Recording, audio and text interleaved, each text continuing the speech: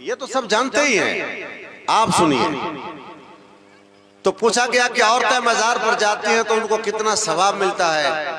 तो जवाब देते हैं कि सवाब न पूछो, ये पूछो कि अजाब कितना होता है।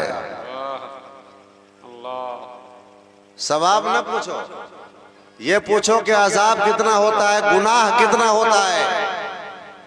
जब ये घर से निकलती हैं तो अल्लाह की लानत शुरू हो जाती है, फरिश्तों की लानत शुरू हो जाती है। और जब मजार के करीब जाती है तो जिस मजार को देखने और जियारत करने जिस बुजुर्ग के मजार के पास जाती है वो बुजुर्ग भी लानतें बरसाते हैं, वो भी लानत बरसाते हैं। अब अंदाजा फरमाए कब तक? जब तक ये दोबारा घर वापस ना आ जाए, लानत ही बरसती है। समझ में आया कि मजार पर जो नेकी समझ कर जा रही हैं वहां नेकी नहीं मिलती है, गुनाह मिलता है, अजाब मिलता है, अल्लाह का गजब मिलता है, बुजुर्गों का गजब मिलता है। तुम नेकी समझ के जाती हो।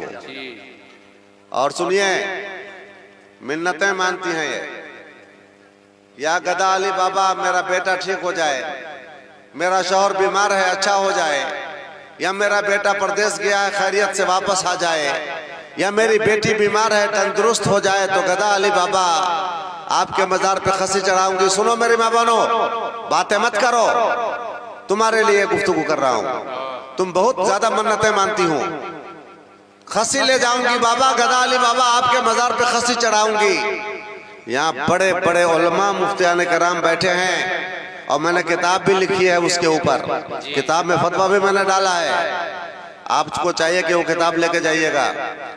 उलमा बैठे हैं, जिम्मेदार मुफ्तियों का स्टेज है। और सिर्फ यही नहीं बोलता हूँ, बल्कि मैं बाज़ाब्ता फेसबुक में बोलता हूँ, रेडियो में बोलता हूँ, यूट्यूब पे ये प्रोग्राम जाता है, सारी दुनिया के मुफ्तियाने किराम सुनते हैं।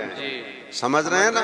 ये मत समझिएगा कि कपटोल में बोल रहा हूँ, पूरी दुनिया में पैगाम जाता है। ये पैगाम देता हूँ कि इस तरह की मन्नत मानना, या गदा अली बाबा, या ख्वाजा बाबा, या नाजिर बाबा, या साबिर बाबा और कोई बाबा, अगर मेरा बेटा ठीक हो जाए, बेटी अच्छी हो जाए, शौहर अच्छा हो जाए, मैं आपके मजार पर खस्सी चढ़ाऊंगी। याद रखिए, ये मन्नत मानना नाजायज है, नाजायज है, गुनाह का काम। बेशक बेशक बेशक। समझ में आ रही है कि नहीं बात आ रही है? ये कहती है कि बहुत बड़ा काम कर रही हो। अच्छा, ये मन्नत भी मानती है तो खाली खसिए की, रोजा रखने की मन्नत नहीं मानती है, और नमाज पढ़ने की तो भूले से भी नहीं मानती है कि या अल्लाह मेरा बेटा ठीक हो जाएगा तो 4 रकात नफिल नमाज पढ़ूंगी। ऐसी मन्नत मानते हुए सुना आप लोगों ने? वो नहीं मानती है क्योंकि मेहनत खुद पड़ेगी ना। और खसी की मन्नत इसलिए मानती है कि कमाई तो शौहर की लगेगी। वो बेचारा Qatar, Saudi, Dubai, Malaysia, Qatar, Bahrain किस किस मुसीबत से गुजरकर, किन किन परेशानियों से गुजरकर, सर का पसीना पांव के नीचे से बहकर, किस किस तरह से मजदूरी करके, मशक्कतें झेलकर, परेशानियां झेलकर, लेटरिन साफ करके, झाड़ू लगा के, किन किन मसाइब व आलाम से गुजर के 4 पैसे इकट्ठा करता है। और तुम सालाना एक एक मन्नत मानती हो, सालाना 3-3 मन्नतें मानती हो। और एक ही खस्सी की बात नहीं, सिर्फ खस्सी की बात हो तो कुछ गनीमत। अब खस्सी ले जाने के लिए 4 चक्का चाहिए, और दामाद को भी बुलाना पड़ेगा। नहीं बुलाएगी, नहीं बुलाइएगा तो हड़ताल मचा देगी। दामाद को बुलाइए, फिर उनको विदाई भी दीजिए, 4 चक्का का भाड़ा दीजिए, रिश्तेदारों को बुलाइए। यानी एक मन्नत में ये कम से कम 50,000 खर्चा कराती है। तुम्हें एहसास नहीं कि तुम्हारा शौहर कितनी मेहनत से पैसे कमाता? बेशर्मी कर रही हो, नाजायज और नाजायज राह में तुम उसको जायज समझकर, बेहतर समझकर कर रही हो।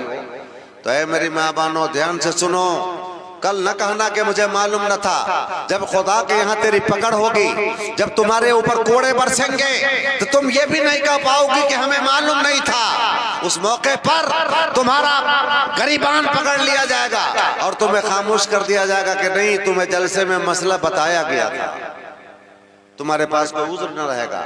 तो ये खस्सी की मन्नत मानना नाजायज है। और लोग चादर की भी मन्नत मानते हैं, तो चादर की मन्नत भी मन्नत नहीं है शरीयत, वो मन्नत नहीं है। मन्नत का मतलब होता है सिर्फ अल्लाह के लिए। बेशक मन्नत इबादत है, और इबादत अल्लाह के सिवा किसी की करना जायज है? आप लोग बोलिए, जरा सा जवाब दीजिए। नहीं। अल्लाह के सिवा किसी की इबादत करना जायज तो नहीं है ना? तो जब अल्लाह के अलावा किसी की इबादत जायज नहीं, अब मन्नत इबादत है, तो फिर आप कैसे बुजुर्गों के नाम पर मन्नत मान सकती हैं? तो बुजुर्गों के नाम पर मजार पे चादर चढ़ाना, मुर्गा ले जाना, खस्सी ले जाना, मोमबत्ती जलाने की मन्नत